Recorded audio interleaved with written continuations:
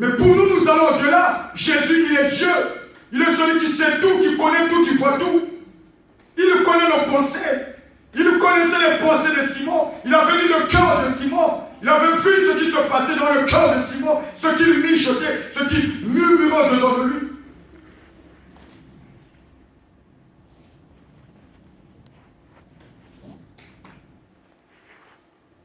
Si Jésus connaissait ce qui se passait dans le cœur de Simon, il était évident qu'il sache de quelle espèce c'était une femme. Jésus lui a dit deux créanciers avaient deux débiteurs.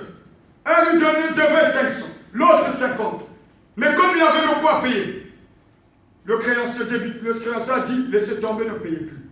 Jésus lui dit, qui l'aimera le plus? Simon dit, celui à qui on a plus annulé la dette. Jésus est en train d'ironiser sur l'attitude de Simon. Parce que pour Simon, pour les pharisiens, et c'était des hommes pieux. Pour eux, ils étaient saints. Donc, ils ne se reprochaient de rien devant Dieu. Ils n'étaient pas redevables devant Dieu. Ils n'étaient pas redevables devant Dieu. Pour lui, Simon, pour lui, le pharisien, c'est ce qu'il pensait.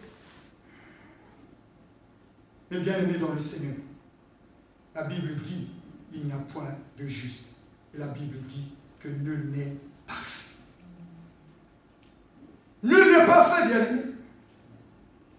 Dans l'église aussi, nous avons des pharisiens, les gens qui se prennent pour des pieux, des hommes saints, qui passent leur temps à condamner les hommes. Non, bien aimé. Jésus n'est pas venu pour condamner le monde. Jésus est venu pour sauver.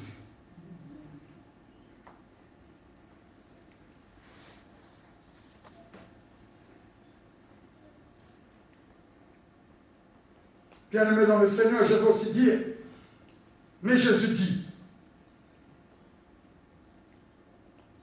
c'est pourquoi je te le dis, ses nombreux péchés ont été pardonnés, car elle a beaucoup aimé. Mais celui à qui on pardonne peu, aime peu, et il dit à la femme, tes péchés sont pardonnés. Tout ce que cette femme avait fait, ça se résume en un seul mot. L'amour de Dieu. Elle avait beaucoup aimé Dieu. Elle avait vraiment témoigné son amour pour Dieu. Elle avait exprimé son amour bien-aimé dans le Seigneur. Elle a beaucoup aimé. Donc, mais il y a une chose. Jésus dit à Simon, je suis rentré dans ta maison. Tu ne m'as pas donné de l'eau pour laver mes pieds. Mais elle a mouillé avec ses larmes. Tu n'as pas versé l'huile sur mes pieds, mais elle a versé le parfum. Parce que, bien aimé dans le Seigneur, à cette époque, dans la tradition juive, dans la coutume juive, lorsque tu organisais un festin, lorsque un hôte recevait des invités de marque, des personnalités importantes, en signe de respect, il devait lui donner de l'eau pour laver ses pieds. Mais Simon ne l'avait pas fait. Simon, bien-aimé, ne l'avait pas fait. Donc pour Jésus, c'était un manque de respect, un manque de considération. Mais cette femme, une pécheresse, une femme de mauvaise vie,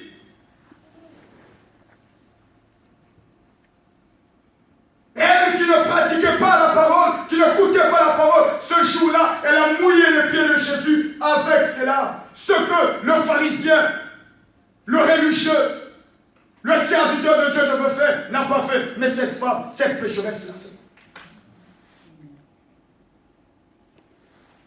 Voilà pourquoi Jésus lui dit, tu ne l'as pas fait. Voilà pourquoi Jésus lui dit que on pardonne à celui qui aime beaucoup. Parce qu'elle avait beaucoup aimé. Simon, toi, tu ne m'as pas lavé les pieds, tu ne m'as pas donné l'eau. Parce que tu ne me considères pas, parce que tu n'as pas de respect, donc tu ne m'aimes pas. Nous devrions avoir de la révérence, du respect pour ce Dieu que nous venons prier. Ne viens pas seulement, ah, je vais à l'église parce que c'est une coutume. Ne viens pas parce que c'est devenu une habitude. Ne viens pas parce que le pasteur va t'appeler. Non, viens avec un cœur sincère. Adore véritablement ton Dieu. Amen. Avec ton cœur, sois sincère, bien-aimé dans le Seigneur.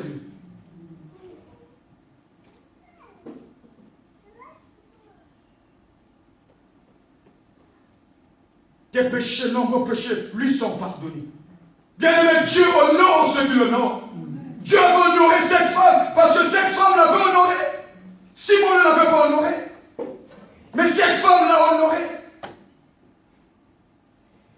Il a reconnu sa seigneurie, sa divinité, sa suprématie, sa supériorité. Il lui a donné de la valeur. Donnons de la valeur à ce Dieu bien-aimé dans le Seigneur.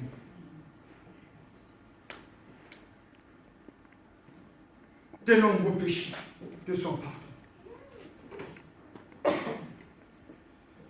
Ceux qui étaient là, à table avec lui, se mirent à dire en eux-mêmes, qui est celui-ci qui pardonne même les péchés? Jésus lui dit, ta foi t'a sauvé. Ta foi t'a sauvé. Souviens-toi au début, j'ai dit, assurément cette femme avait entendu parler de Jésus. Et la Bible dit que la foi vient de ce qu'on entend, et ce qu'on entend vient de la parole de Dieu. Amen. Si cette femme, elle avait pris le risque de franchir la porte du pharisien, parce qu'elle croyait en Jésus. Si cette femme avait manifesté son amour, avait fait tout ce qu'elle avait fait, parce qu'elle avait confiance en Jésus. Parce qu'elle avait la foi. Elle avait cru. Ce n'est pas son amour qui avait fait que Jésus puisse la pardonner, qu'elle soit sauvée, non. Les œuvres ne sauvent pas. Mais c'est la foi qui sauve. Les actes que nous posons ne sauvent pas, mais c'est la foi qui sauve, bien-aimé dans le Seigneur. Romains, le chapitre 4, le verset 2 à 4 dit, si Abraham a été justifié par les œuvres, il a sujet de se glorifier, mais non devant Dieu. Non devant Dieu. Il dit, que dit les Écritures? L'Écriture, Abraham crut à Dieu et cela lui fut imputé à justice. Or, à celui qui fait une œuvre, le salaire est imputé, non comme une grâce, mais comme une chose due. Et à celui qui ne fait point d'œuvre, mais qui croit en celui qui justifie l'impie, sa foi lui est imputée à justice. Donc ce n'est pas les œuvres. Ce n'est pas parce qu'elle avait versé un parfum qui coûtait cher. Ce n'est pas parce qu'elle avait pleuré. Ce n'est pas parce qu'elle avait mouillé ses pieds avec ses larmes essuyées les cheveux, les pieds de Jésus avec ses cheveux. Mais c'est parce qu'elle avait la foi. Jésus bien-aimé, il a guéri beaucoup de gens. Et tous n'étaient pas sauvés. Mais à cette femme, il dit, ta foi t'a sauvé. L'histoire des 10 lépreux, ils sont venus vers Jésus. Ils étaient malades, la lèpre, rejetés par la société inconsidérée. Ils sont venus voir Jésus. Dites, qu'allons-nous faire? Jésus a dit, allez vous faire voir chez les sacrificateurs. Mon cours de route, ils se sont rendus compte, oh, ils étaient guéris. Les 9 autres sont partis dans la nature. Mais un seul est revenu vers Jésus. Celui qui était revenu, c'était un Samaritain, un païen. Il ne connaissait pas Dieu, mais il est revenu témoigner. Cet homme, il avait été sauvé. Mais les 9 autres, ils n'étaient pas sauvés, mais ils étaient guéris.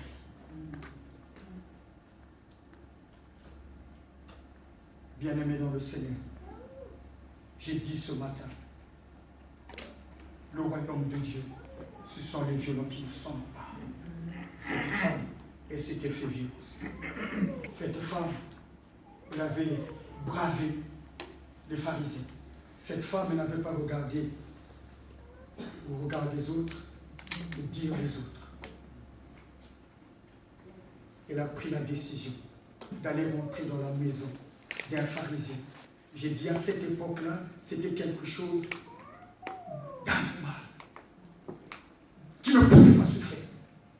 femme l'a fait. Cette femme l'a fait, malgré son état, sa condition. Peu importe ton état, ta condition. Bien-aimés dans le Seigneur, faisons-nous violence. Faisons-nous violence. Lorsqu'on dit mercredi vient, vendredi vient, veille de prière vient, j'ai la voix cassée parce que vendredi on a beaucoup crié, on a beaucoup prié. Dieu, tu ne sais pas quand est-ce qu'il va agir, tu ne sais pas quand est-ce qu'il le fera. Mais sachons saisir les opportunités qui s'offrent à nous. Cette femme, elle avait su que Jésus était dans la maison du pharisien. Mais elle a dit, peu importe ce que les pharisiens vont dire, mais moi je veux rentrer. Moi je veux rentrer parce que je veux rencontrer cet homme. Parce qu'elle avait compris que si elle rencontrait Jésus, sa vie allait changer. Mais toute la population aussi est au courant, mais ils sont restés. Mais elle s'est démarquée. Elle est venue rentrer dans la maison. Bien-aimé dans le Seigneur, démarque-toi de la foi. Démarque-toi de la population. Fais quelque chose qui va attirer le regard de Dieu. Fais quelque chose qui va interpeller Dieu, qui va pousser Dieu à agir dans ta vie. Le royaume de Dieu, le royaume des cieux, ce sont les violents qui sont là. Faisons-nous violence. Comme la femme cananéenne s'était fait violence. Comme la femme qui avait la perte de sang pendant 12 ans. Elle s'était fait violence. La femme qui était courbée 18 ans. La Bible dit qu'elle était courbée 18 ans. Assurément qu'elle marchait comme ça. Mais son état ne l'empêchait pas d'aller. La Bible dit qu'elle était tout le temps dans la synagogue. Mais un jour, Jésus est venu prêcher dans cette synagogue. Le regard de Jésus était sur cette femme. Tu ne connais pas le jour où Dieu fera. Tu ne connais pas le jour où Dieu te visitera. Bien-aimés, faisons-nous violence. Amen. Si nous faisons violence, Dieu va faire quelque chose. Et le regard de Dieu sera sur toi. Sera sur toi. Sera sur cette. Si tu peux te mettre debout, nous allons prier.